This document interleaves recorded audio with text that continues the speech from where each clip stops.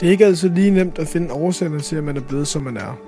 Selvom man ganske vist bedst selv ved, hvilke mennesker man har set op til i sit liv, og som har inspireret en, samt hændelser, der har ledt til en speciel frygt, kan det være svært at overskue den store sammenhæng.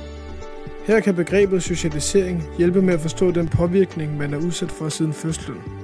Socialisering er nemlig betegnelsen for opdragelsen og indlæringen af sociale normer hos individet, som kommer igennem interaktioner med andre mennesker.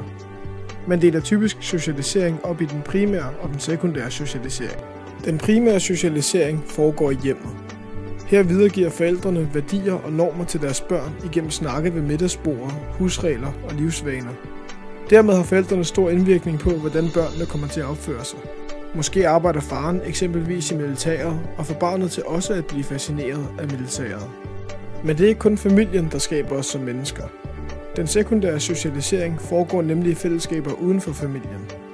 Når man som barn går i skole, bliver man udsat for andre børns og læreres holdninger og værdier, som derefter går ind og påvirker en selv. Det samme gælder for vennekredse, arbejdspladser og sportsklubber.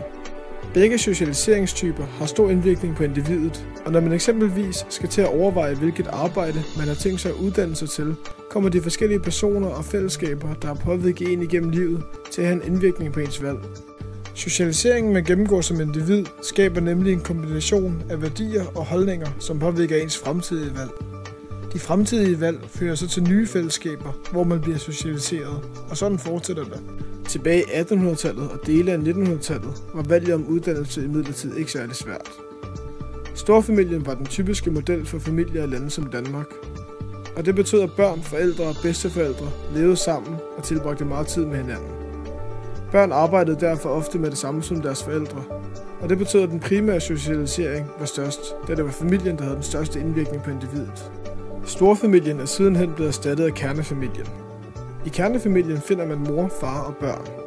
Da både mor og far i dag har arbejde, der skal passes, er samfundet begyndt at spille en større rolle i den tidlige socialisering.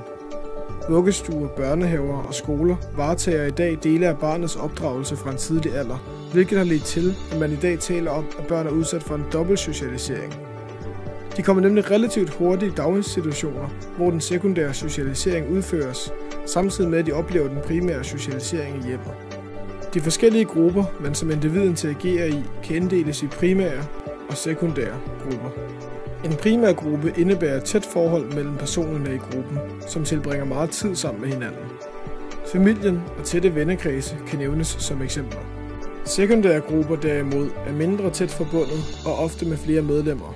Sportsklubber, arbejdspladser og skoleklasser er eksempler på dette. Når man som individ indgår i de forskellige grupper, opfører man sig sjældent på samme måde i dem alle. Når man er hjemme hos familien, er der eksempelvis en vis forventning om, hvordan man taler og opfører sig. Her tilpasser man sig så disse forventninger. De samme forventninger gør sig formentlig ikke gældende, når man er sammen med sine venner, hvor der er andre værdier og normer, som gælder. Når man er sammen med vennerne, spiller man derfor en anderledes rolle, end man gør hos familien.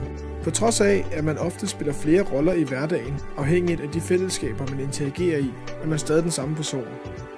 Denne kerne hos en selv kaldes identiteten, og det er denne, der gør en person unik fra alle andre. Identiteten er foranderlig hele livet, i det man konstant påvirkes af de fællesskaber, man interagerer i. Sociologen Pierre Bourdieu forskede meget i dynamikkerne mellem mennesker. Mekanismen i grupper om, at der er en forventning til, hvordan medlemmer agerer, kaldte Bourdieu gruppens doxa. Hermed mente Bourdieu de normer og værdier i gruppen, der afgør om handlinger i fællesskabet er accepteret eller ej. Det er denne, der tvinger individet til at påtage en rolle. Hvorvidt et individ passer ind i en gruppes doxa, afhænger af det, Bourdieu kalder individets kapitaler. Kapitaler skal ses som det enkelte individs ressourcer og deles op i kulturel, økonomisk og social kapital. Den kulturelle kapital dækker over ting som individets uddannelse, sproglige egenskaber og viden. Økonomisk kapital handler om individets adgang til penge og andre materielle goder, mens social kapital beskriver graden af sociale relationer og værdien af disse. Hvis vi tager to personer som eksempel. Den ene er en finansmand med gode kontakter og en rigtig fin indtægt. Han har altså en høj økonomisk kapital og social kapital, som vi vilkårligt sætter til 85 og 60. Han har dog ikke den store kulturelle kapital, da han kom ind i finansverdenen gennem forbindelser og ikke uddannelse. Hans forældre havde heller ingen uddannelse, og han aldrig rigtig interesseret sig for andet end finansmarkedet. På den anden side har vi en universitetslærer. Universitetslæreren nyder at læse og udfordre sin egen viden. Samtidig har han en høj uddannelse og er velformuleret. Han har altså en høj kulturel kapital. Han tjener ikke lige så meget som finansmanden, men har stadig en udmærket indsigt. Han har derfor heller ikke en meget lav økonomisk kapital, men dog heller ikke den helt store. Hans sociale netværk er også ok, men det er ikke det, han går mest op i, hvilket giver ham en social kapital på samme niveau som den økonomiske. Nu forestiller vi os disse to personer til en klassisk koncert. Finansmanden han har ikke den højeste kulturelle kapital, og til en klassisk koncert og sniksnakken bagefter er det, der forventes. Derfor føler han ikke, at han passer særlig godt ind. Det omvendte er tilfældet med universitetslæreren, der har en høj kulturel kapital. Forestiller vi os, at de to i stedet skal begå sig på Strandvejen, er finansmanden pludselig mere velegnet. Han har en høj økonomisk og social kapital, hvilket spiller den største rolle her. Universitetslærerens høje kulturelle kapital kommer ham ikke synderligt til gode her, og han føler sig derfor ikke tilpas i dette selskab. Som individ har man altså en kapitalbagage, som man træder ind i hver gruppe med. I virkeligheden er billedet naturligvis meget mere nuanceret, og de fleste grupper forventer en kombination af de tre kapitaler.